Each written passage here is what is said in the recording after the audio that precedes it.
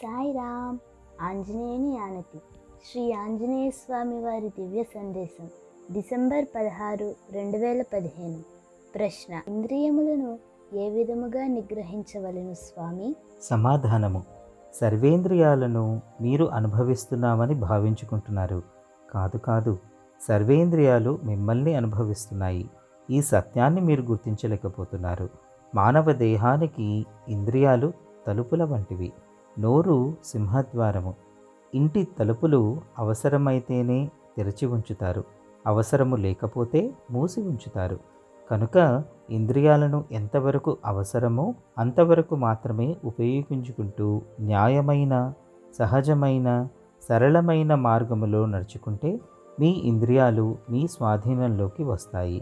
ఇంద్రియ నిగ్రహము లేకుండా మనోనిగ్రహము సాధ్యము కాదు.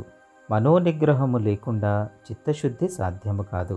చిత్తశుద్ధి లేనివాడు ఆత్మను దర్శించలేడు. సాయిరామ్.